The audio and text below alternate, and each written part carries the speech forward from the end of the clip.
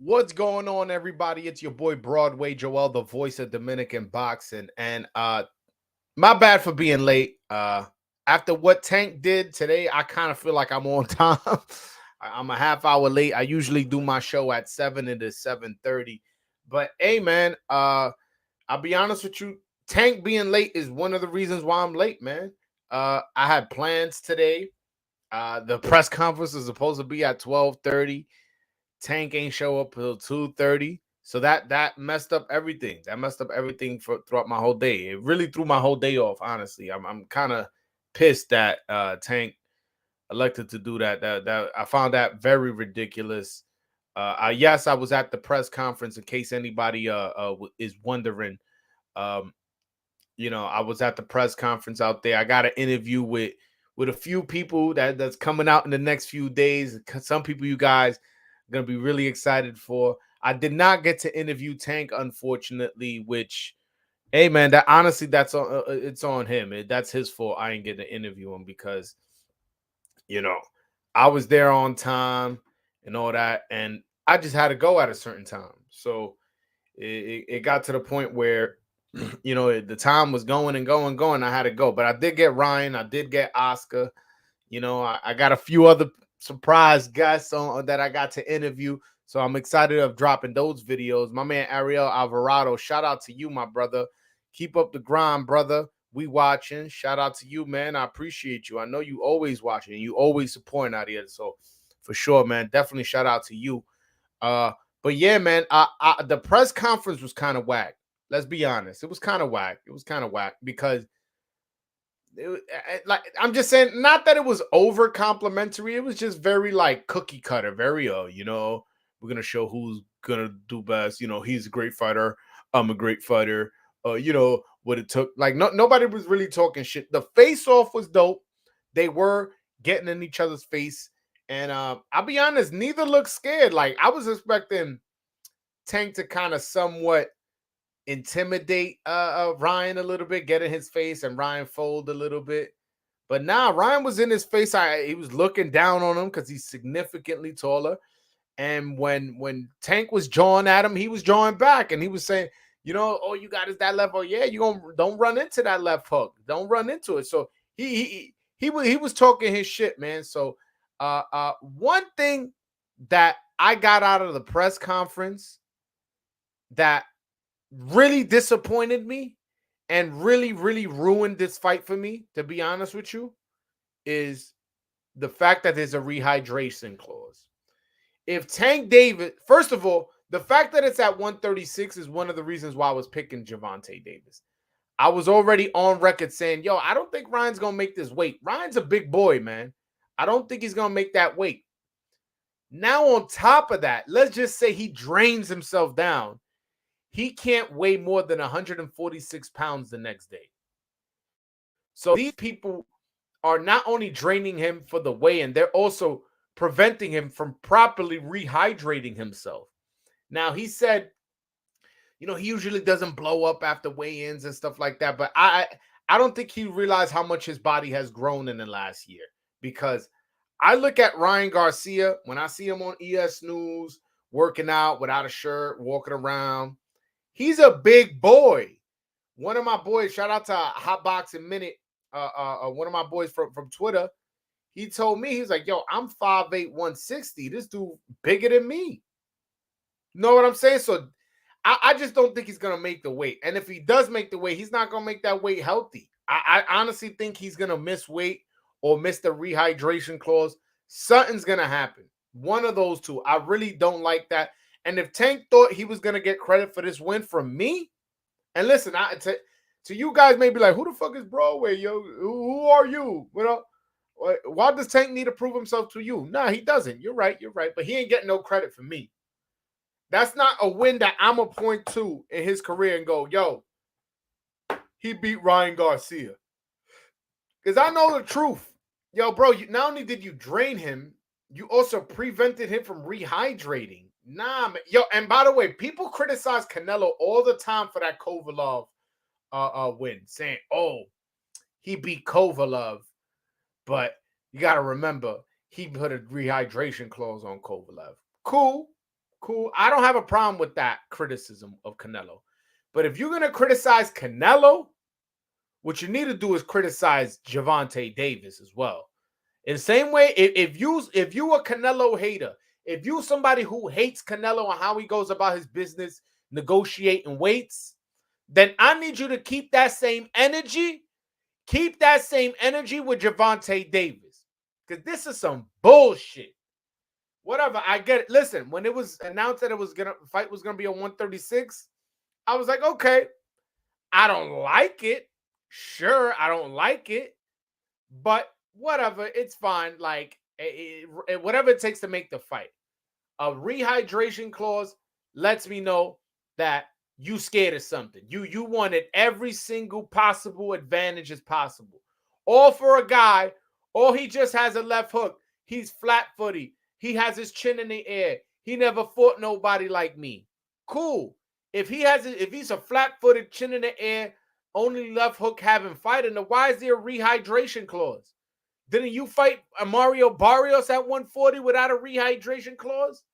So it's not like this is something you haven't done in this division before. What is going on, Tank? Listen, and I'm not someone to over criticize people, but this took the air out of the fight for me. It really did. I was super excited for this fight. I want to say super because I'm a discount that super excited, the super part in the super excited because of the catch weight. I was excited for this fight. Now I know what the fuck is gonna go on. I know what's gonna happen. Tank about to sleep this dude. This isn't a 50-50 fight. Ryan is going to be weight drained. I don't care what anybody tell me. And when you see him at the weight drain, at the weigh-in, with his cheekbones showing, all sunken in, possibly missing weight, think it is live. Remember, Broadway told you already. You know what I'm saying?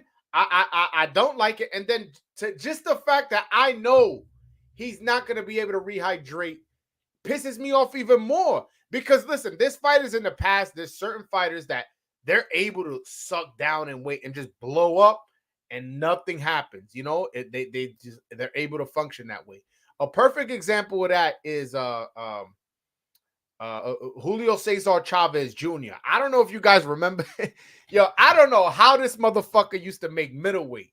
He used to come in at 160, then the next day blow up to like 190 and something. If you remember his fight, Julio Cesar Chavez Jr. fight with Sergio Martinez, yo, it looked like a cruiserweight in with a fucking welterweight. How big he looked in there, like. So I'm not. Again. I ain't like the catch weight, but I was like, whatever. I don't know if Ryan's one of those people like Julio Cesar Chavez. Supposedly, Roberto Duran was another guy who used to be able to blow up after so-called being weight drained and so-called cutting weight, whatever. But the fact that Ryan's not even gonna have that option, yo, it really pisses me off, and it lets me know that Tank was not gonna take this fight unless he had every single advantage he could as possible. He wanted everything. It had to be on his station. He had to come out first. No lies. He has to get the red corner. The fight has to be a 136. There has to be a rehydration clause. There has to be a rematch clause. And it's like, bro, like, and I get he's the A side, but that right there is some. I don't even want to. I was gonna say something, borderline disrespectful, and I don't want to go there. I just don't like that. I don't like that, and it lets me know that they are very concerned about what Ryan can do in this fight, and they wanted to assure the win, and they are assuring the win by putting in those clauses in that contract with, not only a catch weight, but on top of that, a rehydration clause. Get the fuck out of here, man. Yo, this is ridiculous, yo. And this is the famous line that people say, and boxing hardcores get mad when people say it. And this is what's wrong with boxing. We get the fight we want, but then you read that fine print. It ain't what you ordered, bro. It ain't what you think. Know what I'm saying? It ain't what you think, man. This is some bullshit, bro. I came away like, yo, on top of that, yo, this dude come 2 hours late to the press conference. Yo, like, I ain't get all the footage I could because I had to leave. I had plans, bro. I got a life. You come in 2 hours late, and you could say whatever. Oh, he always comes in late. Yo, listen, I could get 20, 30 minutes. I get it, bro. It's New York City. It's probably traffic.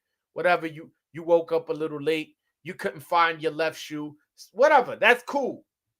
2 hours late, bro. That's unacceptable. Unacceptable. But damn, man. Again, I wanted to come away from the press conference, and I wish I had time to drop the footage, but man, I've been so busy today. Yeah, I can't even imagine. So all that footage gonna be have to drop tomorrow. But man, I was expecting coming away from that press conference even more excited about the fight. Not I ain't expect to be feeling like this. Like, damn, man, like I already know what's gonna happen. And whatever, say whatever you want. And I know there's people gonna be like, damn, boxing fans are hard. Damn, boxing, you can never make boxing fans happy. Damn, go watch UFC. All the fucking bullshit people want to do to justify what's going on in boxing. Nah, man, I'm not justifying nothing. And I don't care, man. I'm not a Ryan super fan. I'm not a Tank hater. I'm not none of those two things. I'm none of those. I just know the facts. I know the facts. Draining the man and then not letting him rehydrate is giving you an advantage so much that it's taking away the competitiveness of the fight. It really is. It really is. Again, I was okay with just the what I don't even want to say okay. I was gonna accept the the catch weight. I was like, whatever, this catch weight's in boxing. He wants an advantage. He's the A side. Cool. The rehydration clause is too much for me, bro. It's too much for me. Now, and I know people, and this is my interview. It'll come out tomorrow. So my interview with Ryan Garcia, he says he doesn't really blow up in weight anyways after weigh-ins. He says he gains weight up until 148, and having to only go to 146 isn't a big deal. Yeah, bro. What is he supposed to say? Is he supposed to say, damn, I'm worried about it? Yo, I'm going to be weight drained? You know, damn, it is a severe disadvantage. No, he's going to try to sell the fight to you and be like, yo, bro, don't worry about it. I'm good. And I bet you after the fight, it'll be a different story. He's going to have to clip him early. If Ryan Garcia has any chance, he's going to have to clip him early. And Tank's footwork and it's too much for him to get clipped early, especially since he's so wary of Ryan's power. My man, Ariel Alvarado de lo mío, my man, my brother. Ryan is explosive, lanky, and quick. They cannot sleep on that, man. Can't wait for your content to drop, brother. I appreciate you. Yes, there is, well, whatever. I appreciate, let me answer your question first before I get to Bo over here. Yes, Ryan is very explosive. To me, Ryan has faster hands and he hits harder than Tank, in my personal opinion. In the one common opponent they have in Francisco Fonseca, first of all, Ryan's knockout was not only more savage, it was also in the first round. And it took, Tank 7 rounds? And I know, the triangle theories and stuff like that, and 1 + 1 doesn't always equal 2 in boxing. I get it. But I just know what I see. I think Ryan got faster hands and he got more power. I just don't think he has his better footwork than Tank. I do think he leaves his chin up in the air. Although his last fight, since he's been with Joe Goosen, it has been a lot better. It has been tucked more.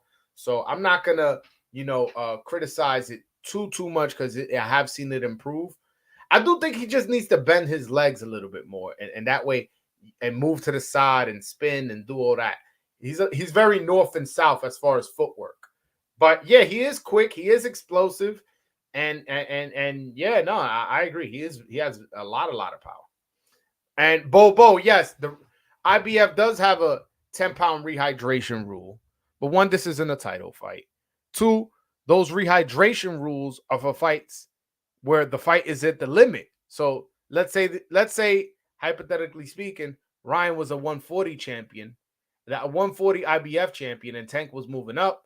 They'll be fighting at 140, and then there'll be a rehydration clause, not the fight at 136 and there be a hydration clause. And by the way, I don't like that the IBF does that either. I think that's some bullshit. I really don't. Like, you got to allow as much fluid to get in your brain and in your body before you going into a fight. I don't like the IBF rule. So yeah, to answer your question, I don't like that rule, and that's apples and oranges because this is not a title fight and it's for a catch weight. And again, I don't want to harp on because I don't want people to be like, damn, bro, it was mad about the catch weight. It's again, I don't like the catch weight, but it wasn't like I wouldn't even have brought it up. Now I'm lying. I would have brought it up because I am saying that Ryan is gonna miss weight, but I would have brought it up, but I wouldn't have been this upset. I would not have been this upset. Yo, bro, like it's ridiculous. And no wonder this fight took so long to get made. No wonder. No wonder. Bingo. You know what I'm saying? Yes, I'm sure there was some network issues and there was a bunch of other situations as to why the fight couldn't happen. But that's the main reason. That's one of the main reasons I'm saying. It has to be. It has to be. That was ridiculous, the fact that they weight draining this man. It's like, yo, it's ridiculous, man. Yo, I'm going to throw the link at. I'm going to throw the link. I need a vent to somebody because I'm not in a good mood about this, to be honest with you. I was expecting to be a more happy show. And by the way, I do want to talk about Alberto Puello and Gary Antoine Russell situation. But obviously, since the press conference was today and the discovery of this new hydration clause was announced today, I definitely that has to be the main topic of discussion. And I want to talk about that. But further down in the conversation, I definitely do want to address that. Hold on, I got my man Al on me. Al, what's going on, my brother? Yo, good looking, bro. What's going on, man? Tranquilo, bro. Bueno, tranquilo, no, Quillao. What's up, bro? Talk to me. Yeah, man. No surprise, man. There's always something when it comes to these catch weights, man. They should have just fought at 140. Tank Davis fought Barrios at 140. Why not try Garcia at 140? I'm just the type of hardcore fan. I like to watch fights, that everything is 50-50. Money wise, that's something different. But come on. If it has to be a 140, or I know Ryan can't make 135 anymore, but it's just stupid that rehydration clause, man. That's what makes sucks. it worse. Listen, I was gonna come on here and complain about the catch weight anyways. I was gonna complain about it, but I still would have been in a happy mood. I still would have been like, yo, I'm excited, yo. I would have been telling y'all what I think, and I would have kind of give y'all little teases as to who I'm picking. Once I heard there's a rehydration clause, it's like, yo, bro, there's no fucking teasing as to who I'm picking. I'm picking Tank by knockout. 6th round. He gonna sleep this man. Yeah, between 6 to 8 rounds. Yeah, he's knockout. And people are gonna be like, oh, Tank is pound for pound. Tank is he's not. No. He's not getting credit for this win. At least not with me. I don't give a fuck. That is some bullshit, man.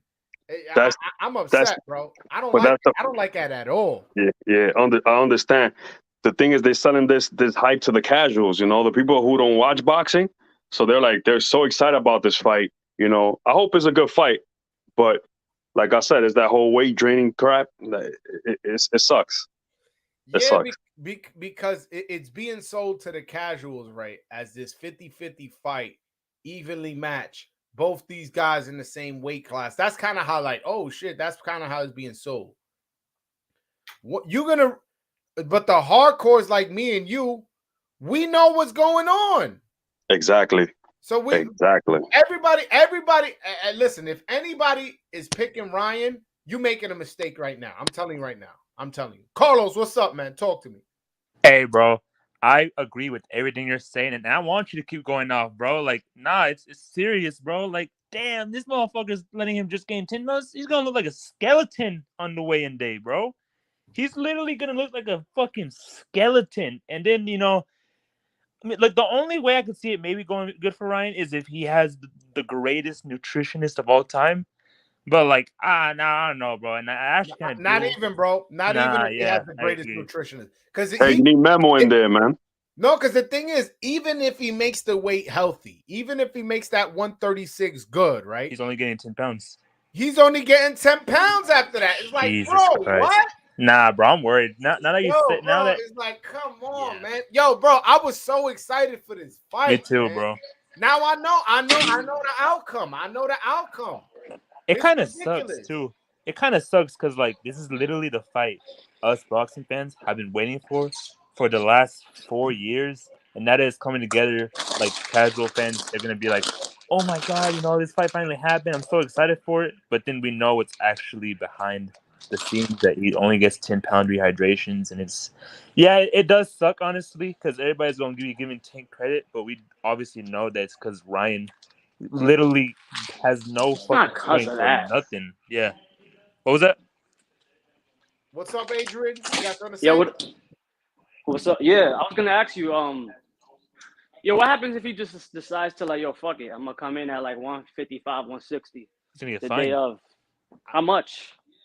I mean, there's definitely a fine associated. How much? I have no idea. That's something I should have asked. But I was gonna say, yo, imagine Ryan is like, yo, fuck it, I got the money. I'm gonna come in at 160 either way, like whatever. no, you know what I'm saying? if he I'm gonna did pay that fine. if he did That's that, gangster. if he did that, that'll be that. I would prefer him to do that and go. He's fuck too that. professional though, bro. He's way too. I don't think he'll do that. He's too professional. Like he actually takes his. Yeah, fucking- Ryan actually made it to the press conference on time. That's what I'm saying, bro. professional he One of is. the things that I found so weird and like cringe when I saw the press conference live was Tank said like, "You're supposed to do that. You're supposed to do that." It's like, motherfucker, you're supposed to do Yo, that too. You're a professional Has he too, done? bro. Yo, did he do that with Hector or like anybody this else? dude's a weirdo if you think about it, bro.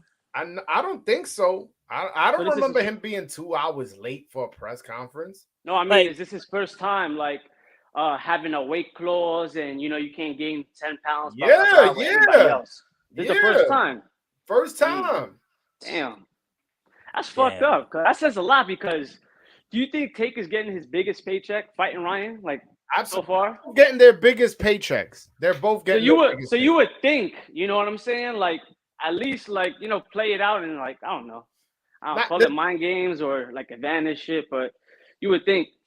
The thing is, right, is like, yo, the catch weight is not even the biggest thing. I don't like catch weights, but I can live with them because, yo, fuck it, whatever. If you got to meet in the middle, if you got to do something to make a fight, make the sacrifice, then gain weight, whatever, blow up as much as you can. Try to, hopefully you can recuperate. Sometimes you can't recuperate from making the cut. Sometimes you can, depending on, how you go about it. But there's no way he's going to have 2 weigh-ins and be able to be fully recuperated to go in and fight at 100%. There's no way. No. I'm hoping. And there's no wiggle room with me. There's no like, yo, but bro, wait, look at it this way. Look at it. No, there's nothing, bro. I feel you. At least if it would have been, I still would have been very pissed because I don't like rehydration clauses at all. Not even when the IBF does it. If it would have been, yo, the fight's at 140, but there's a rehydration clause of you can't blow up over 150. All right, I still would have been upset. Don't get me wrong. I'm not gonna sit here and lie like I wouldn't have been upset. That would have been way better though. But it would have been acceptable. You can't get both with me, bro. You can't get a catch weight and a rehydration clause, man. This is ridiculous, man. Ridiculous. I hope Ryan comes out on some gangster shit and just comes out like 160 and like, yo, flex his money and like, yo, I'm gonna pay that fine. Fuck all that shit. And just now like, the thing is per pound. Usually those things are like, yo, 500. How much though? 500. No, I don't know. I'm saying you like I just threw a number like that. Like, give you an example. When Floyd Mayweather fought Juan Manuel Marquez, it was a catch weight of 144. Floyd Mayweather came in at 146, and I believe it was 300,000 per pound or something like that, or 200,000, either 3 or 200,000. So he either paid Marquez $600,000 or $400,000 in cash just because he ain't want to make the weight. So that's fucking. You know what I'm saying? So it usually that. I didn't know it was like that. Yeah. I thought maybe like 5,000 per pound. Nah, bro. If it was 5,000 per pound, well, you gain 10. That's $50,000. That's nothing to like Ryan. Damn, That's wild. Hey, Yeah, Broadway. nah. Yo, One thing who's I wanted- on? Yo, who's on the undercard, yo? Did they I even like put that shit out yet? So I asked Oscar De La Hoya again. My interviews, they'll be coming out throughout the week. I'm not gonna throw them out in one shot. I'm gonna throw them out. And hopefully it's a good undercard because, like, I would want them to be on the press conference too, like like the last one. Well, one name that was thrown at me was Floyd Schofield. He's gonna be on that undercard. No word on his opponent. William Zepeda is the name being floated around, but he's not 100% sure gonna be on there. Them two versus each other, that would be fucking dope. Aren't they both 135? Yeah, and they're both ranked in the WBA, so And they're both with Golden Boy, right? That should be a no-brainer. I don't think that'll happen, but you never know. There's that. Then there's also there was rumors that Boots was going to be on the undercard. I got confirmation that is not the case. Boots will not be on this undercard. He's coming back sometime May or June. And there's going to be I spoke with they need to have some fire names, like that as like one of the pay-per-view undercards is going to be a Golden Boy versus PBC. So Edwin De Los Santos versus William Zepeda. I would love that, but that should be lit, yo. That should be dope. Edwin need to get to America, man. He's still out in DR, man. I don't like when Box is out there in DR, man. Give him a fight, he'll be back. You know what I'm saying? He need that'll be a fight card. 6 weeks out. The fight's 6 weeks out, so he's not gonna have enough time to fly back and have a full, blown training camp. So, I mean. Yeah, I mean, ideally, yes, I do like that fight in general, but I don't think that's a fight that'll happen. Does Tank fight with Showtime or PBC or like neither? How does that shit work? Tank is a PBC fighter. Okay. So I think that would be dope. Like PBC fighters versus the Golden Boy, and I think it should be a no-brainer. I think one fight. So what I'm understanding is going to be one fight. That's PBC versus Golden Boy, one fight that's Golden Boy only, and one fight that's PBC only. That, from what I understand, from what I gathered over there, that's how the undercard is going to be played out. And one of the names is going to be Floyd Schofield for sure.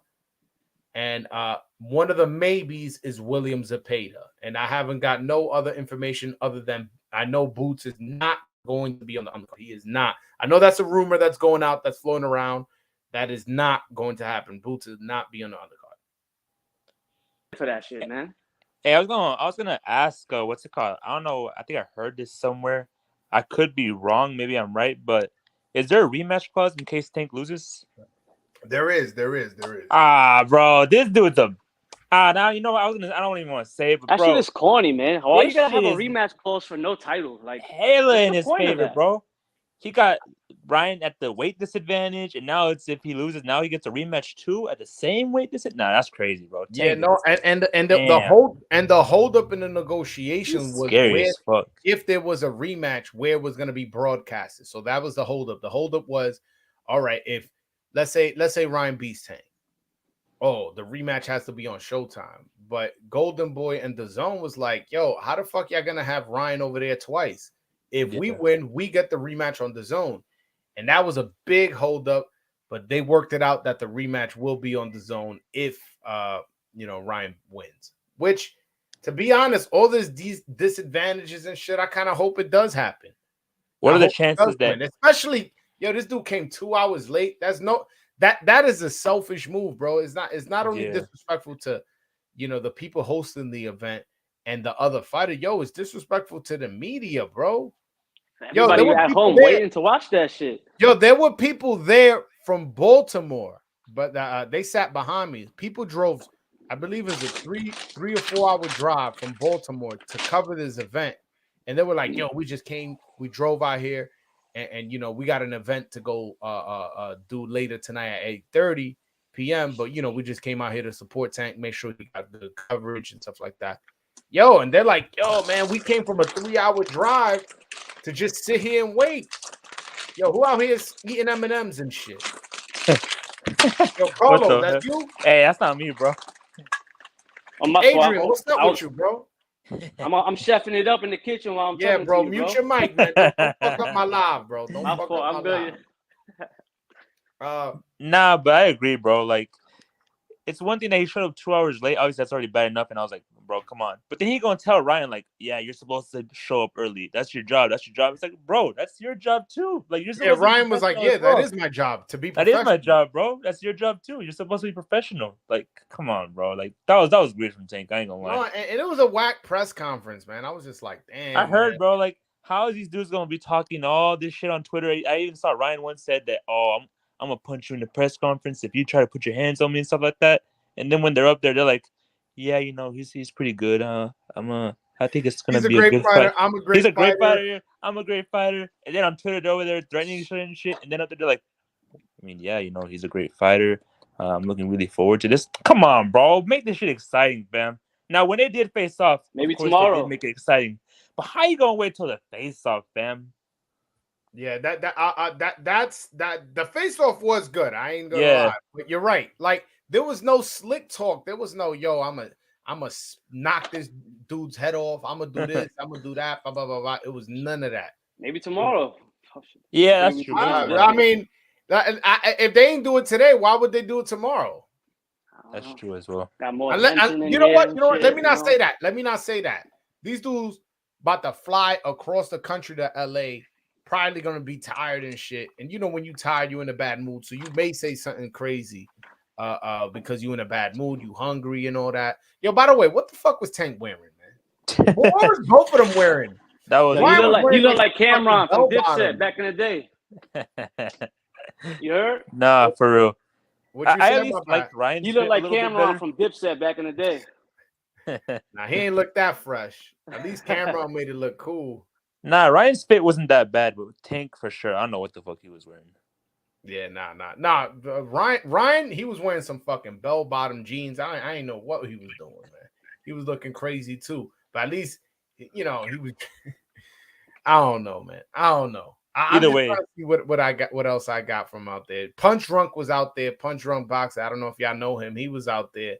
A YSN Media was out there. Mill City Boxing was out there.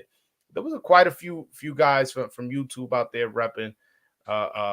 Definitely. Papoose, the rapper, was out there. I got an interview with Papoose, by the way. I don't know if y'all familiar with that rapper. He's a rapper out of Brooklyn. Of course, man. Yeah, he's a rapper out of Brooklyn. I went to junior high school with his brother. So when I seen him, I gave him £1. I was like, yo, bro, I went to junior high school with your brother Terry. He was like, word? I was like, yeah. And you know, we chopped it up for a little bit, and then the fucking press conference was taking so long. I pulled Papoose to the side. I was like, yo, bro, can I get an interview? He was mad cool, like super duper cool.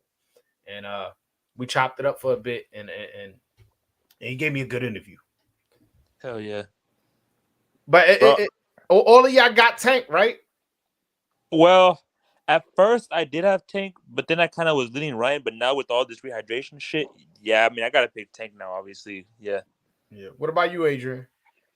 You know, honestly, I was still up in the air with like who would it be? I was leaning 2% more towards Tank because I feel like he has a higher ring IQ, and you know, he's just smarter in the ring. I feel like, and Ryan has certain flaws, but at the same time, I know Tank ain't fucking fight somebody with the speed as Ryan. You know, when he was fighting Hector Garcia, he was getting caught with mad left hooks, you know, to the head. What if Ryan hits him with all those left hooks with the power he has to the head? You know what I'm saying? Mm-hmm. So I was putting like shit like that together. But now that this, you know, rehydration clause coming into factor, I don't know how much is that gonna really affect him fight night. So I guess if that's the case, and if he's not, you know, 100%, then, you know, of course, yeah, Tank gonna, you know, overcome. How about you, Al? Who you got? Al, you there? Yeah, my fault. Now I got Tank Davis, man. He's gonna win. I got him by like 6-7 rounds. TKO. That's good. And my bad, bro. But hold on, you see how everybody was like, yo, I was up in the air up until I heard this rehydration clause. Every single one of y'all, well, maybe Al ain't say that, but Adrian and Carlos and me said that shit.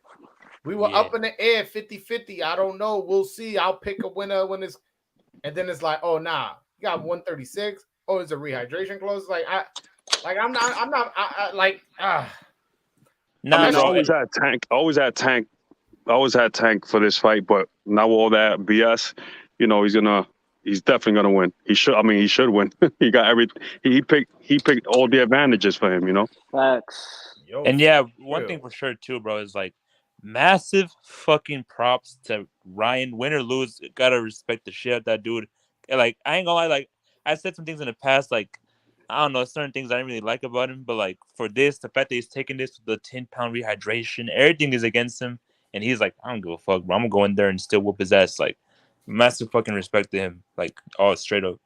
Yo, I would still even be happy if fucking Ryan goes in there and even drops him. Tank never been dropped or hurt bad before. If he could even drop him, but he still loses at the end, that's still a fucking that's still dope right there, Yeah. If he could get a knockout, that would be amazing, bro. Yeah, that'd be crazy. He could go get a knockout and still get the knockout and complain like, yo, bro, that weight cut was so hard, man. Like, you get what I'm saying? That'll be dope. That'll be dope because, again, I'm not y'all follow my page. Like, y'all never hear me go, Ryan, I'm such a big Ryan fan, or y'all never hear me complain about Tank and say I hate Tank and I'm not a Tank hater. It's just once I heard the details, I was like, oh man, like, yeah, bro. It's just so many like just moves I don't fuck with that I can't support it. Yeah, I hate rehydration clause. I hate that more than catch weights. Because again, I always think of catch weights like, yo, sometimes those extra 2-3 pounds may not make a big difference, or even if they do make a big difference, you could drink a bunch of fucking alkaline water and Gatorade and Pedialyte afterwards, and just all that weight you lost, you just build back up and stuff like that. Again, I mentioned the example of Julio Cesar Chavez Jr., who used to squeeze down to 160 and the next day be at 185, 190. Like, that's you're like, yo, is that the same guy? So there's some guys that their bodies are just naturally like that, and so I'm not too hard on people with the catch weights. With the rehydration, hey man, when you got memo, when Canelo did it with Kovalev, I wasn't fucking with that shit. I wasn't cool with it. I wasn't. And then y'all can say I'm a Canelo fan. Y'all can say that. What's up, Carlos? And like the rehydration clause with the Canelo and Kovalev, that played a part too, because Canelo knocked his shit the fuck out too, man. It was a good fight, but yeah, you saw like later in those rounds, Kovalev was tired and then he got chinned. No, I had Kovalev winning that fight. Up until the knockout. I don't remember, to be honest, but yeah, Kovalev was definitely using the jab, and he was good in that fight. He was jabbing his head off, and he was doing good shit. He was jabbing, but he was giving too much respect to Canelo because he wasn't throwing that right hand. Yeah, but to me, he was controlling the distance very well, and his height was giving Canelo a lot of trouble in that fight. Yeah, true. But the only thing I was concerned, I'm like, why he's not throwing that right hand? You know what I'm saying? Because he's a killer. But even though he got knocked out prior to those fights, I mean, I thought he still had that killer instinct in him. I think getting knocked out those 2 times, one's from Ford and one's from Alvarez. The Alvarez, that was a bad one. The Alvarez knockout was horrible. Yeah. I think, yo, Adrian, bro, what's up with you, man? I'm not doing nothing, bro. What's going on? What was that noise, man? Mute your mic if you're gonna be cooking. I'm talking to you, bro. I ain't doing nothing right now. I'm moving. All right. Damn, made me lose track of. Oh yeah, I think that killer instinct of Kovalev kind of left when he was when he got knocked out twice like that. Because he didn't even look that good in the yard fight. If we're being honest. No, he did. He almost got stopped there. He got saved by the bell. Yeah. Yo, Bo, hit that link, bro. The link is there for everybody. Hold on. Yo, I pinned the link to the top of the chat. Click that link. If you cool, you could talk boxing with me. Even if you disagree with me, you want to come on and totally disagree with everything I just said, you could do that too, man. That link is pinned to the top of the chat. That's for everybody, man. By the way, is he still fighting or is he retired, Kovalev, he's fighting that cruiserweight. He's a cruiserweight, yeah. Didn't he just fight? If I'm not mistaken, he fought 3 months ago, I think. It was Yeah. recent. How old is Damn. Kovalev? I don't know how I didn't remember. Oh, Kovalev's he's old. Yeah, he's Like old as fuck. 38, Yeah. I think.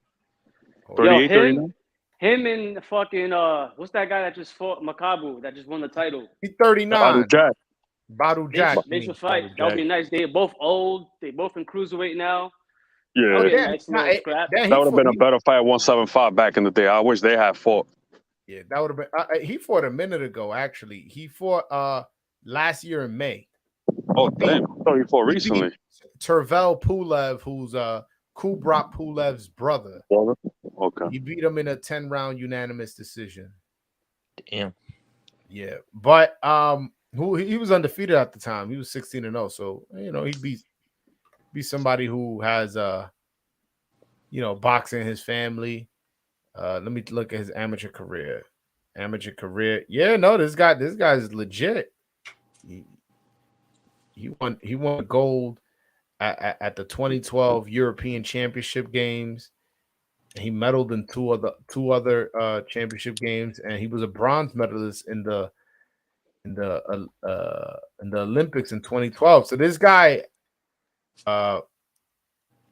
Pulev's brother, had an extensive amateur career, was 16-0 with 13 knockouts when Kovalev beat him. I'll be honest, I did not see the fight, so I can't, Me neither, bro.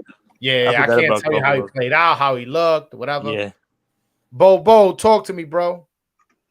Hey, what's up, man? I appreciate you allowing me to come in and chat with you guys. Yeah.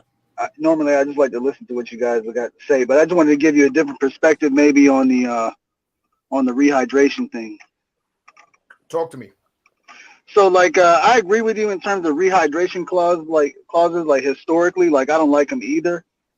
But if you remember, like, I think it was before the Hector Garcia fight. I think Tank like openly stated, and sometimes when people like him who are very quiet and don't speak much say something, like you really got to pay attention and listen, because I think sometimes you think that they're not saying something for no reason. So I remember him saying like 135 is his weight, right? Who said that? Tank did. Okay. Tank specifically said he feels it was either before or after the Hector Garcia fight, but he specifically stated, and he said it plainly. He said, "I'm comfortable at 135. This is the weight class that I'm gonna be at." So now, if we look at this fight, and you say, well, who has what to gain? And this is why I made the comment in the comment section that Oscar or Golden Boy should have pushed Ryan harder, and made better fights for him and put him on pay-per-view, because then you have some actual leverage, right? Like you got pay-per-view numbers. You fought in competitive fights. I mean, up to this point, you have to be realistic and say that his fights are a disappointment. The matchups are a disappointment. There's really nothing to write home to your mom about or tell your friends about. Like, man, that was a great matchup, but between Ryan Garcia and so-and-so. It's just not the case so far. Right? I'm not going to blame Golden Boy, because Golden Boy promoted him up until the point where he was Devin Haney's mandatory, and then he had some kind of depression issue and all that. Well, then they made an offer to Isaac Pitbull Cruz once Ryan got over his mental issues, and Pitbull Cruz turned it down. So I'm not gonna blame Golden Boy. Now you could blame Ryan, sure. I'm not gonna necessarily disagree with you, but I will say that even so, it's just from a competitive standpoint, you don't want no asterisk on your win like that. If we being honest. Now, a win is a win is a win is a win. If you want to look at it that way, sure. But once you come and talk to a knowledgeable boxing fan, a hardcore, somebody who follows the sport closely, they're gonna let you know, like, bro, yeah, you beat Ryan and that's a good win. But in theory, like, did you really beat that Ryan? And whatever Ryan goes on to, let's say Ryan goes on to beat Haney. Let's make that up. People are gonna be like, yo, did you really beat the Ryan that beat Haney? Is that the Ryan you beat, or did you beat a weight drain Ryan who's in the weigh-in, cheeks was sunken in, he was fucking falling over, and then couldn't rehydrate properly, and then you knocked him out in the third round because yeah, he ain't have an ounce of water in his body. You know what I'm saying? So No, that part I agree with. Like the optics don't look good, but what I was going to get to is I'm saying like, okay, so you got to remember they're negotiating for this fight, right? yeah. And so to me, if you ask me who wanted this fight more, Ryan Garcia and Oscar at this point, or Tank, I'm gonna tell you that it was Ryan and Golden Boy, okay? Because right now the deal that they're on with DAZN, it's like I don't think they have a set contract. It's like they're only buying certain fights, correct? No, I mean, I'm not sure exactly. I don't think they have a long-term relationship. I think Yeah, they're yeah. going on a I think fight they're by going fight fight to basis. fight right now. Yeah, fight The- by fight the- basis. But to yeah, be fair, like, and I'm changing the topics a little bit, but yo, Golden Boy cards are always entertaining. Their matchmakers, to me, as far as entertainment value, they have the best matchmakers over there. You go and you watch their cards from top to bottom, you're gonna leave happy. I really love Golden Boy cards. They may not have the names, but as far as entertainment value, they always give you a show. yeah. So I think Tank with the 135 was probably pretty strict. Okay, so I think that and I think they really wanted to fight at lightweight. And obviously Ryan at a certain point conversely, he said that he's done with 135, right? So Yeah, maybe they said the bargain that they made, they said, okay, well, we'll give you a pound and 10 pounds rehydration.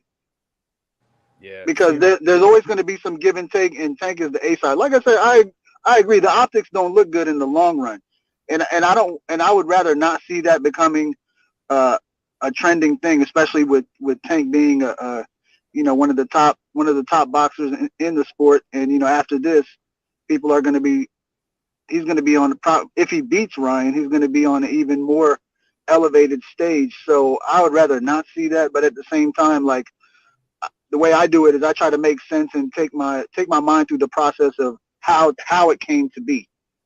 no. I listen. I get it. If you look at it from a standpoint, is like, hey, I'm negotiating for myself as strong as possible, and if Ryan agrees to it, he didn't have to. I guess if you want to look at it from that perspective, cool. I totally understand.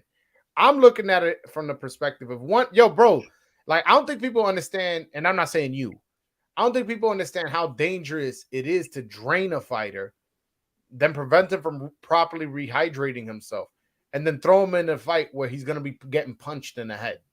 It's like that is very, very dangerous because what happens is your blood gets thick, your heart starts pumping half, you lose fluid in your brain, a brain that you're going to be getting punched on by one of the most vicious punches in the sport.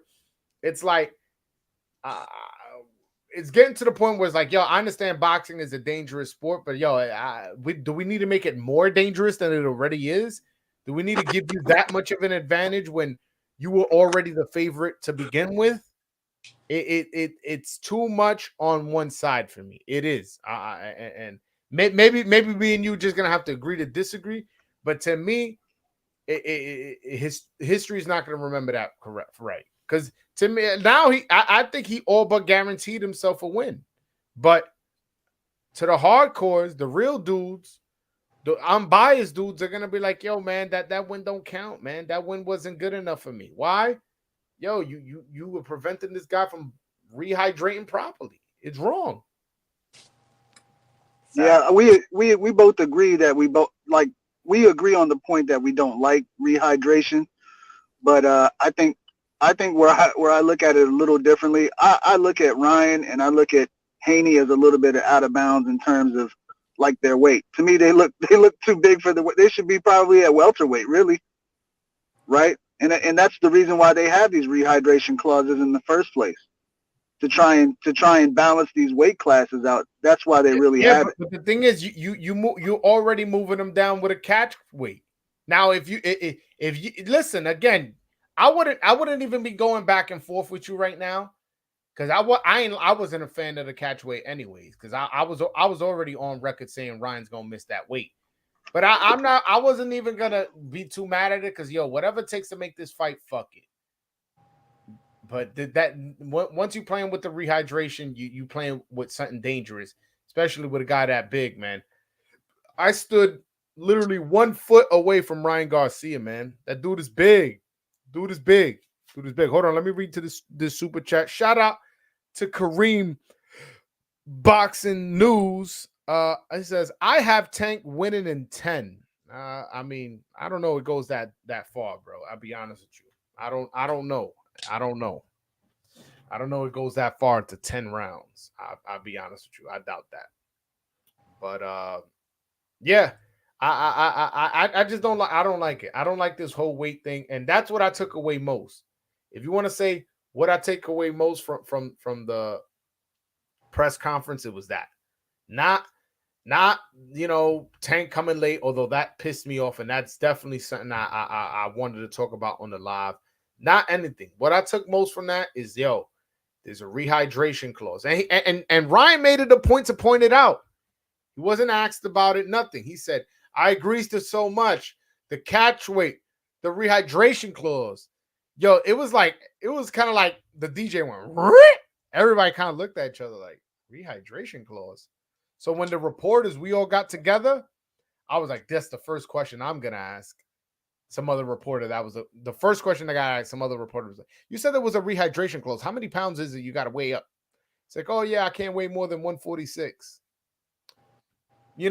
Ryan says, oh, I usually only blow up to 148 anyways. But I'm looking at him. I'm like, bro, you look way bigger than you did before, man. You've been inactive too. You know what I'm saying? You haven't fought in a long time. It's I don't know. I don't I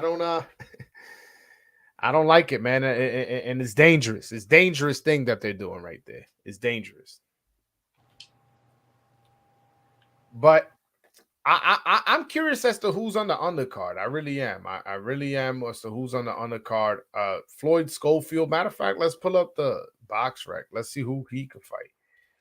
I doubt it's William Zepeda because I doubt Golden Boy wants to take out two of their lightweights. Wants one of their lightweights to take an L so early when neither's a big name like that.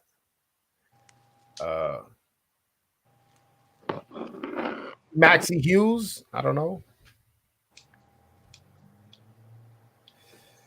I don't know, man.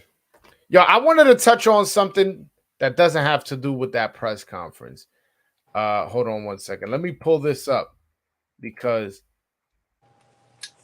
Antoine Russell took to Twitter. He ain't took to Twitter. On an interview, was saying some weird ass shit, some fake news on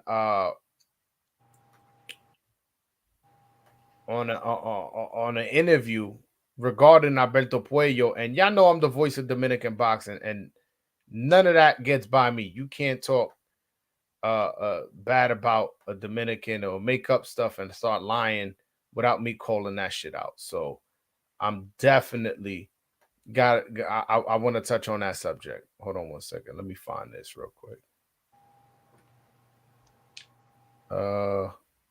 Damn, I don't know how to find it. Hold on.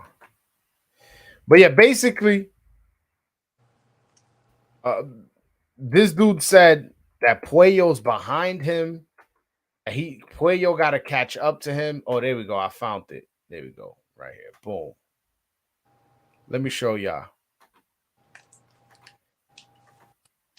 This is a weird ass, some fucking incense, poetic justice ass quote. He goes, when being a student of the game, you must consider the fact that every step a contestant takes is more than just self-gratification. And in each and every last one of us do it for keeps. In other words, Puello got to catch up to me. He is behind me. No need to look back. The direction you're going is forward. So what's funny is Antoine Russell had the opportunity to be fighting Puello right now. You know what I'm saying? But his team chose to take a lesser fight with Kent Cruz for development. They feel like they're not up to par, that according to Jake Donovan that they want to develop a little bit more. Okay, cool. I don't have a problem with you turning down a fight saying, yo, I'm not ready for that fight just yet. I'm not at that level. Let me work on some stuff. That, to me, that's not ducking. That's just you knowing your level and you going to work on some stuff. And then once you get that those kinks ironed out, then you go for the big dogs. But why are you talking shit, talk about Puello's behind you when you literally are fighting on his undercard and you had the opportunity to fight him and he has a belt and you don't? Corny shit, man. And these fighters got to get called out for when they do corny shit like that. Because you want to talk shit about Puello when Puello's fighting in the main event and you looking up. After your fight, you're going to go grab a seat and watch him beat Rolly. That's what you're going to do. You're going to go and study and go, maybe I can learn something. Or maybe I'll fight him next. Or this is what I would have done in that fight. But you're going to be watching him. He ain't going to be watching you. So how is he behind you when you don't even have a belt, never even fought for a title, let alone have one? I found that quote ridiculous, and it goes to show like what Some type of these people are weird. What was that? I said, yeah, no, I agree, bro. That some of these motherfuckers are weird as hell. Yeah, it's like, bro, how is Puello behind you? He got a belt. No, wait a minute, has Gary Antoine Russell even headlined an event? Like, has he ever been a main event? I don't think so. If I'm being completely honest, I've heard his name, but I wasn't too familiar with him. So that should say something as well. Yeah, he fought on the Hector Garcia, Chris Colbert undercard, and then he fought on, was it Danny Garcia's undercard? I think it was Danny Garcia's undercard, and I'm like, bro, you fighting on undercards, and now about to fight on Rolly's undercard, and you talk about he's behind you, bro. These dudes are weird. I don't know what kind of quote, what kind of incense, poetic justice, 125th Street type fucking shit was that, man. That's some poem you read at a cafe in here in New York City or something. I don't know what the fuck was that. Yeah, hey, could I give a different perspective on this? Yes, you can. Yes, you can. I appreciate it, man. Hey, that's maybe I can help balance you guys out a little bit, so it's not too much one way.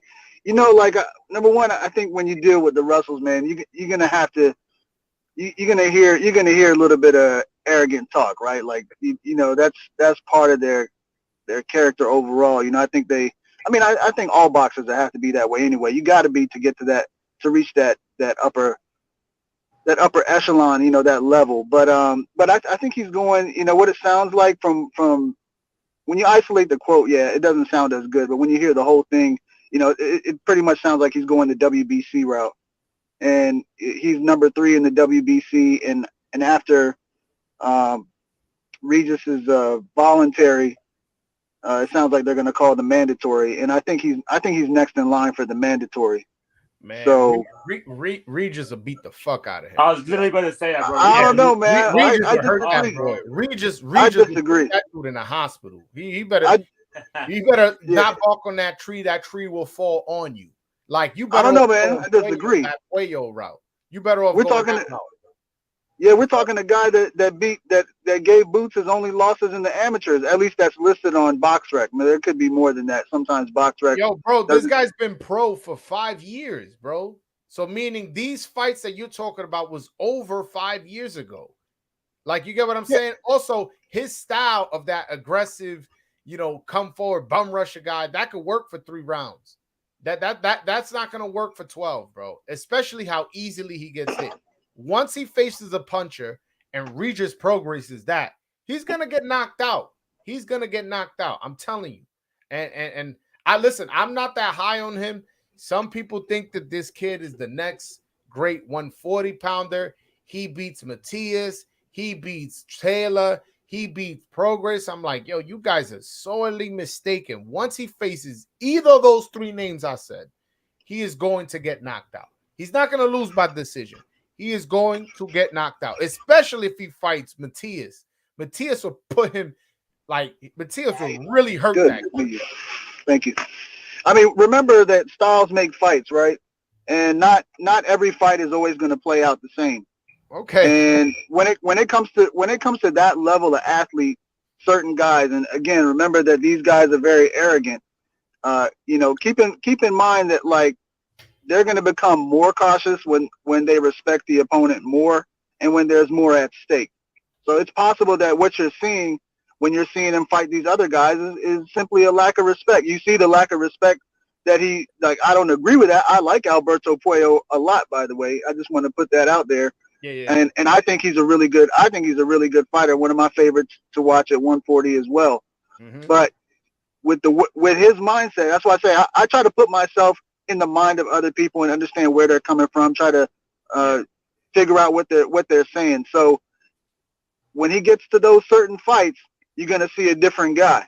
Nah, and old habits die hard, bro. Old habits die hard. If you an aggressive fighter and you rush in and do all that, you may, you know what, this fight I'm a box, and you may box. But once you start getting touched up, your inner nature is gonna come out, and he's gonna start fighting aggressive, and then he'll get clipped. And I could see that happening. Hold on, I got to see. Okay. Let me read this super chat real quick. My man, A-Side Boxing Talk. Shout out to you, my brother. Appreciate the $5 super chat. Gary beats Puello, but since he's not fighting him, he shouldn't have spoken about him at all. It didn't make sense at all.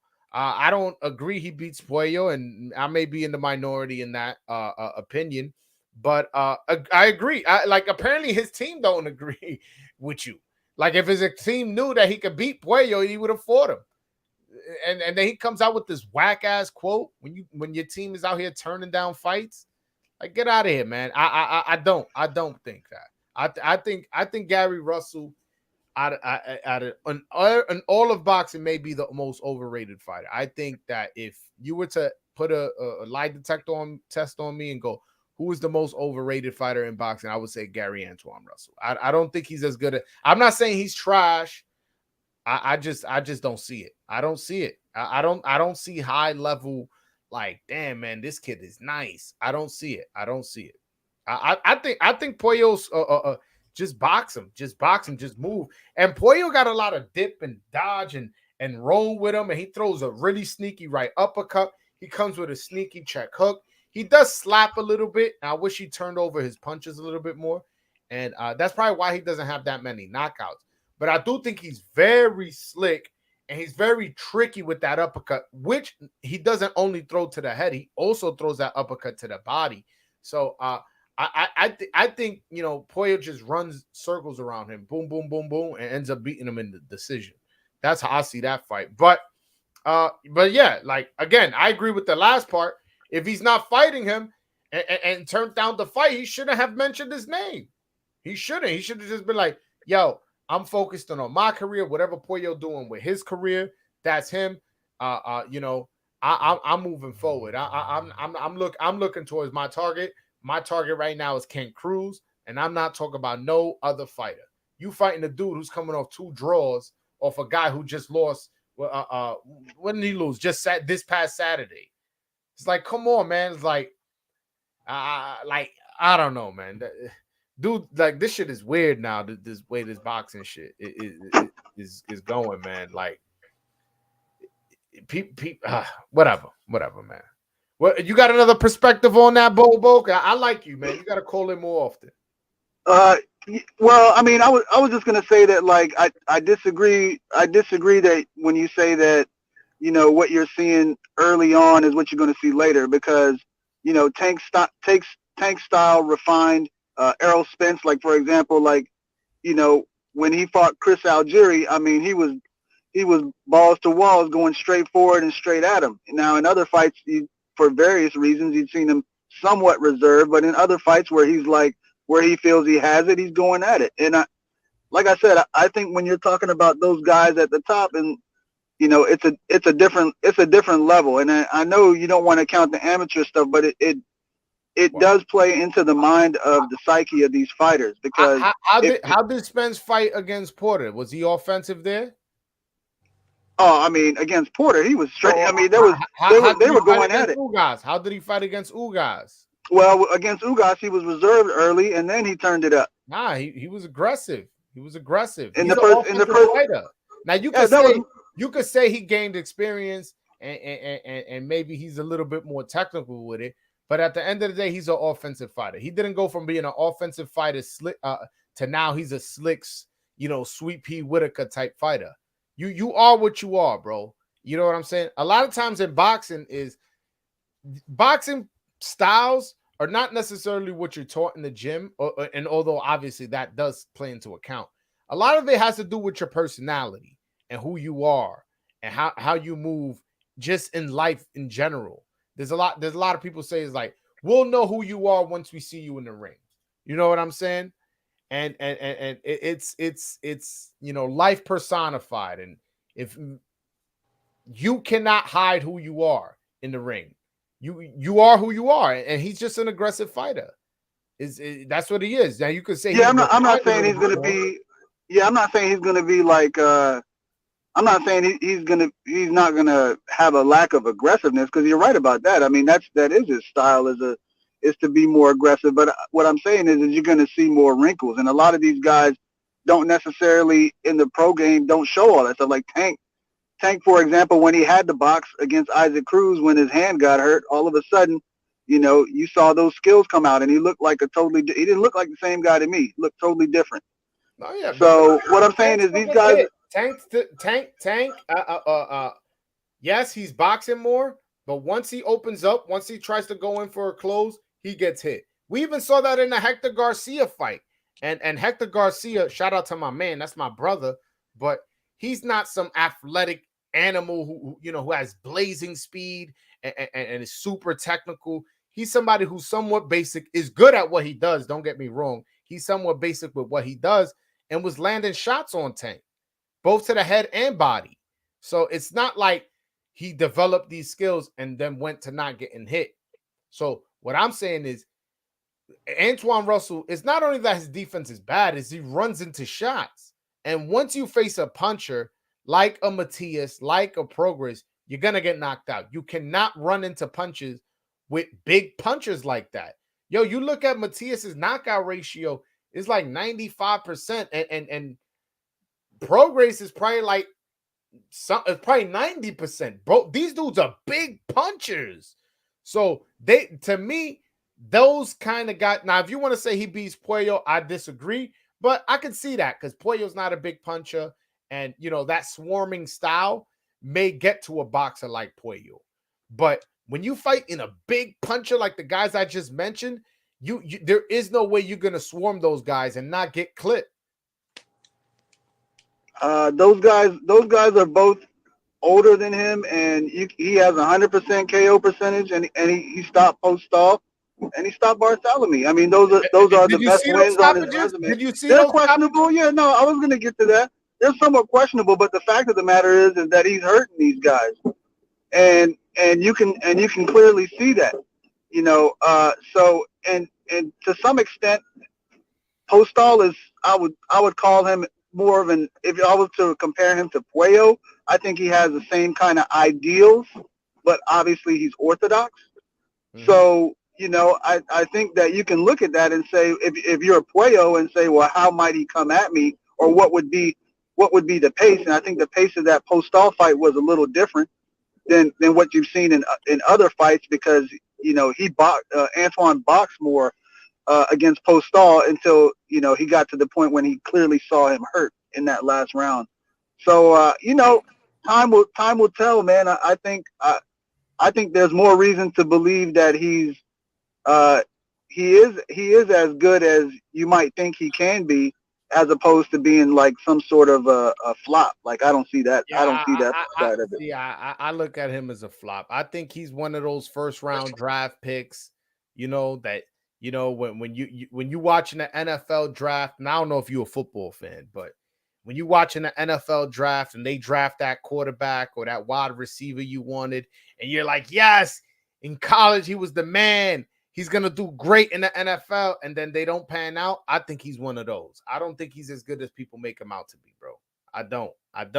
And I may be wrong. In 5 years, they may be egg on my face, and I go, damn, like this dude came out and he's the truth, man. He has that aggressive style. He gets hit, but that chin is made out of iron. He walks through punches and he knocks people out. I may be wrong, but I don't think so, man. And to be honest, I'm in the minority. I'm going out on the limb. I'm going out on the limb saying this because everybody who I tell this to tells me I'm bugging. They go, "What are you saying?" I'm like, "Bro, I don't know. That's why I have my own platform because I have my own unique way of viewing things, and I'm honest with the people. I'm not going to sit here and lie and agree with the masses just to fall in line, just so I could be like, oh, if I was wrong, everybody else was wrong. Nah, if I'm wrong, I'm out on my own because I'm the only one saying that. But I don't think I am, bro. I don't know. Just from what I've seen, I have not seen anything that makes me say this kid is special. At least that's what I see. Can it become champion? There's 4 belts. One of these belts could become vacant. Sure, maybe, also, there's decisions and bad stoppages. Maybe that's how. But for me to see him become like unified and undisputed, 2-3 division champion, I don't see that. I don't see that, especially in this division at 140. This division is stacked with talent. I don't see it. Hold on. Let me get to something real quick. It says Subriel Matias knockout percentage is 97% and Progress is 87. Puello has a 47% knockout ratio. So that's why I mentioned, he may have a better chance with Puello because even if Puello lands clean, he's not a big puncher like the other 2 guys I mentioned. And I agree with this wholeheartedly. Shout out to little bro Michael Blood. I'm higher on Richardson Hitchens than I am on Gary Antoine Russell, but that's just me. It's not just you, Michael. It's me too. Now Richardson Hitchens, that's the dude who you guys have to be like, yo, this dude may be next up. The same way y'all talking about Gary Antoine Russell saying he next up, and y'all think he a beast, and y'all think he the future. That's how I look at Richardson Hitchens. And that's not even being my New York bias. I genuinely think that. I genuinely think that Richardson Hitchens is like that. I think he nice. That's funny because that's another guy that Antoine beat in the amateurs as well. You know who's Augie Sanchez? Augie Sanchez? I think so. Maybe not. Oh, he beat Floyd Mayweather twice in the amateurs. So it's like, see what I'm saying? You can't really go by that. You can't go by that. Yeah, I mean, no, I agree with you there, but I mean, all right, you guys fought when y'all was 17, 16, and now y'all both 26, 27. Bro, like, you don't think things change in 10 years, 7 years, 8 years, 9 years? That's a two-way street. Some guys develop more skills. Some guys get more experience. Some guys get worse. Who knows? Now, or maybe, there's a situation where they lose the first 3 rounds because, for whatever reason, you give him trouble those first 3 rounds, like how in an amateur fight. But now we got another 9, and you can't perform. You can't keep up what you brought up those first 3 rounds. So I can't hold that. Listen, if he was knocking them out in the amateurs, then I could be like, damn, all right, shit, I got to take that into consideration. He's winning decisions. And I again, amateurs is especially it being so long ago, I can't take that too much. I can't focus on that too much. Yeah, I just paused it because I had a lot of street. You from DC, probably. What was that? Are you from DC? Yeah, I grew up in the area, so I got to support the guys. But at the same time, I mean, there you go. I knew it. I knew it. But look, his record is showing that he's you breaking up, beloved. I ain't hear nothing you said. You breaking up. But yeah, nah. I knew it. I get it. Listen, when you got somebody from your hometown, you want to root for them. And maybe maybe people want to say I'm being biased with Richardson Hitchens and he not as good as I'm making him out to be. But to me, he is as good as any of these other 140-pound fighters coming up. These young boys, these dudes coming up, these dudes with no belts, Richardson Hitchens is as good as any single one of them. Any single one of them. And I'm glad, put it like this, I'm glad he's not with PBC. I don't want to see him fight Elvis. I don't want to see him fight Puello. That dude is really good, and he gives anybody trouble. Anybody trouble.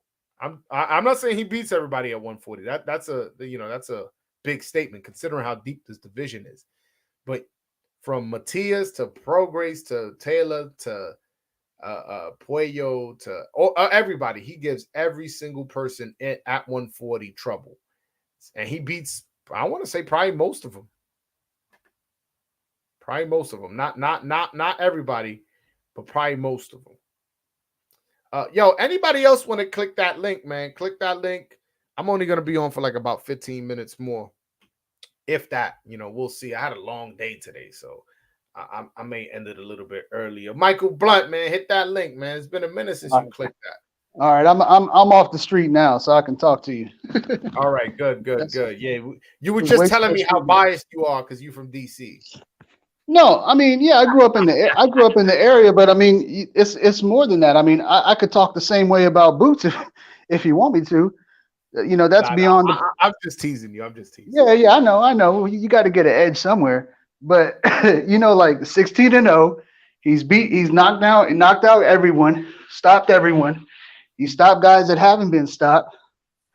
So why is he stepping down in competition? He went from fighting two former world champions to fight a guy. You got to remember draws, and the guy he had those two draws with just lost this past Saturday.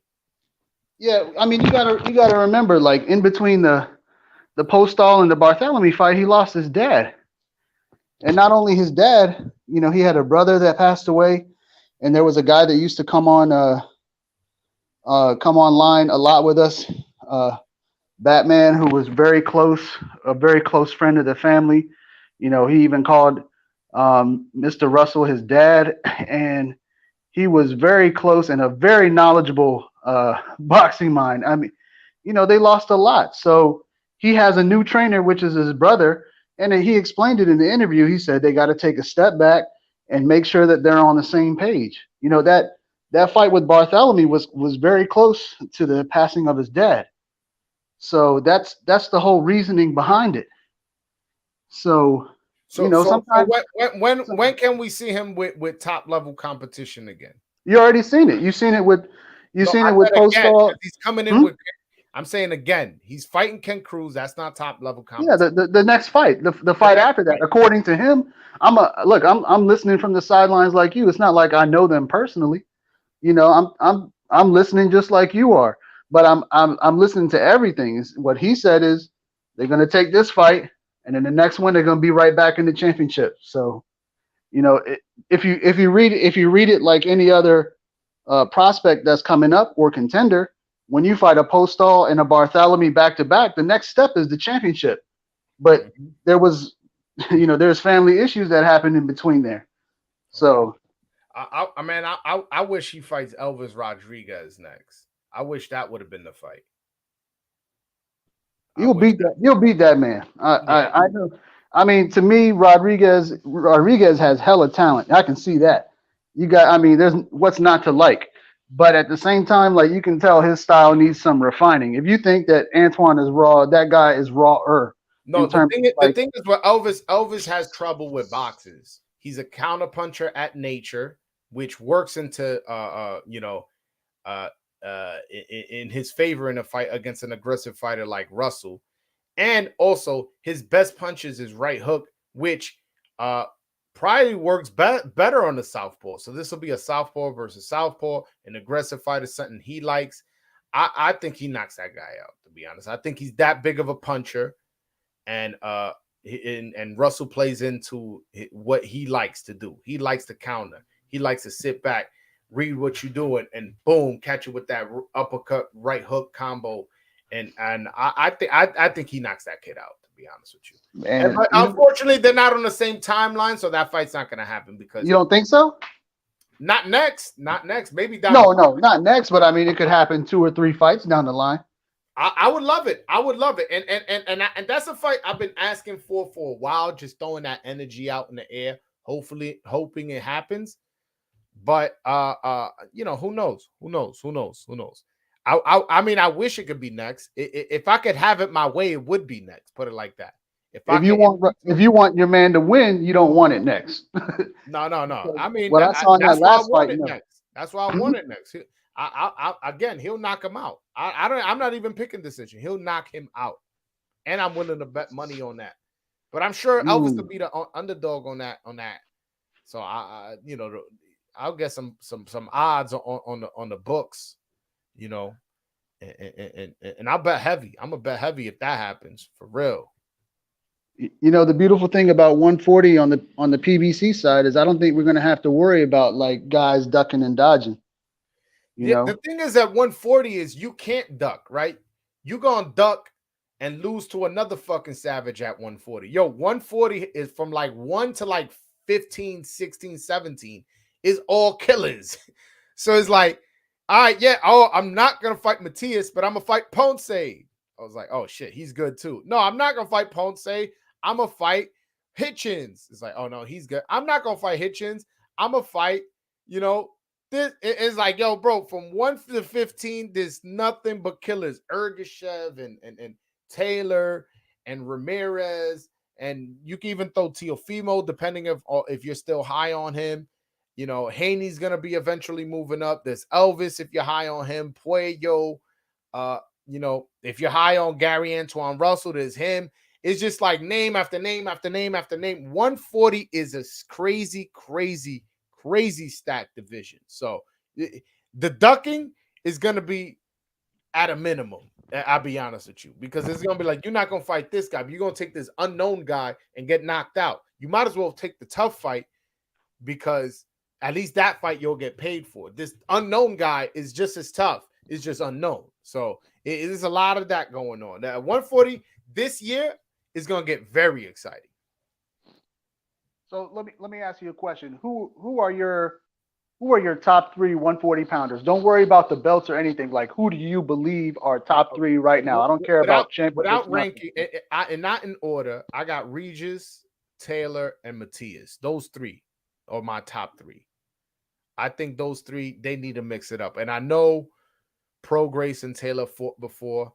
A lot of people felt like Prograis won that fight. It was a majority decision. It was in the UK. So I think they two need to mix it up. And I want to see Matias mix it up with one of them as well. I think they need to do a round robin between those 3.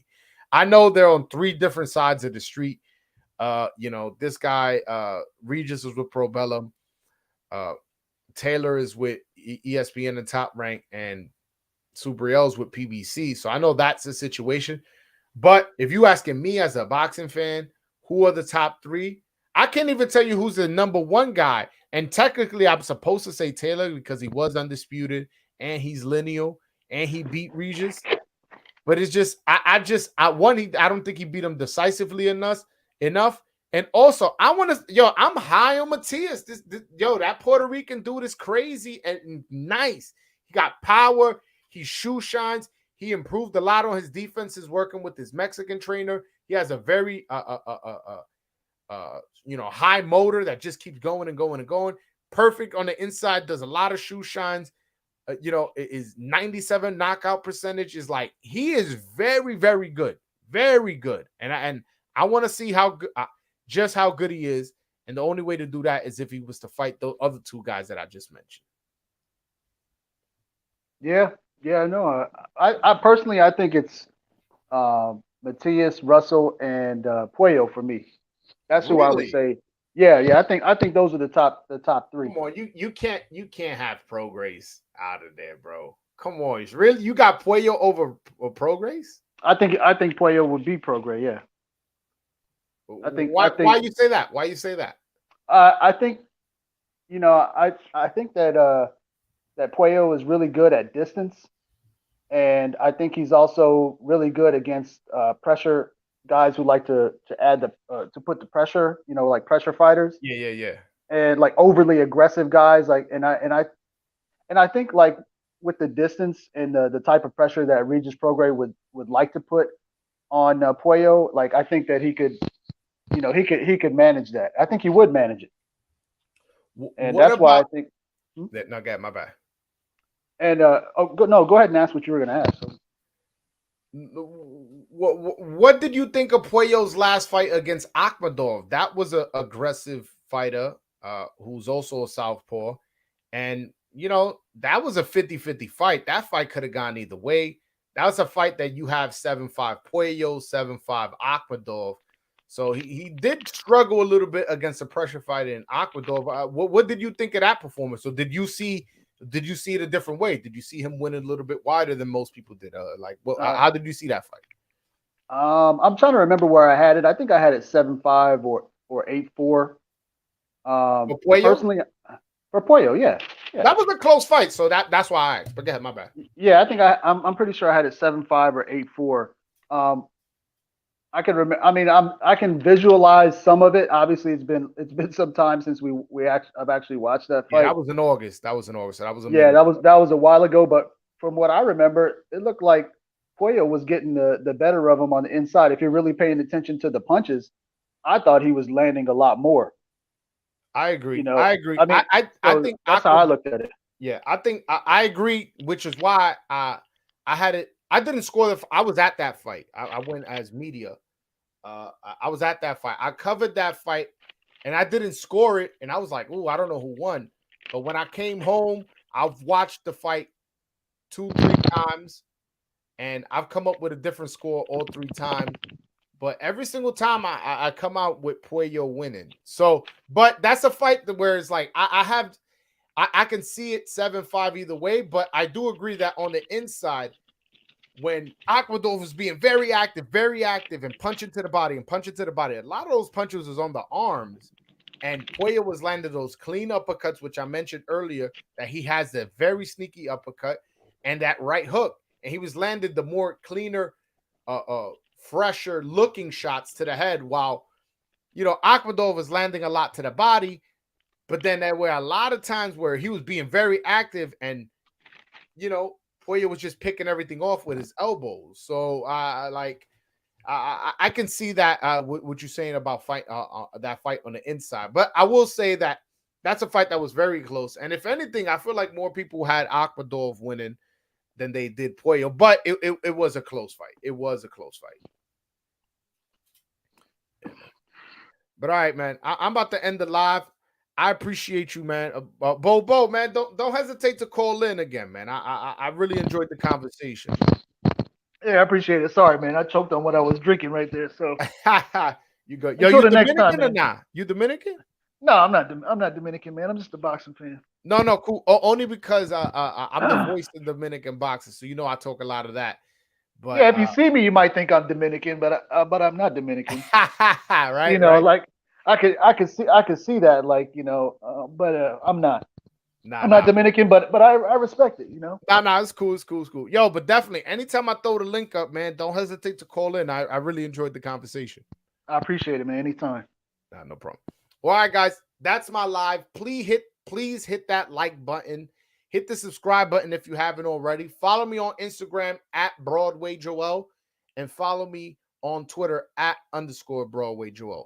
Thank you guys for watching all this way to the end.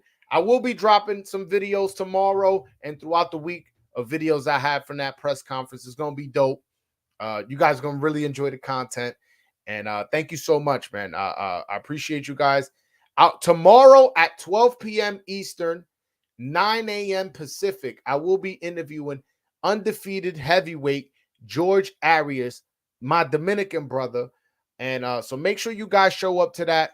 I'm going to ask him a lot of questions. He has a fight coming up against undefeated Jared Anderson on ESPN April 8th. So I'm going to ask a lot of questions about that fight. But I also want to get his story as to where he came from, who he is, and all that good stuff. So shout out to everybody in the chat. Thank you so much for hitting that like and subscribe button if you haven't already. But thank you for that if you did. But yeah, until next time, guys. Peace. Thank you so much, Carmen, for the compliment.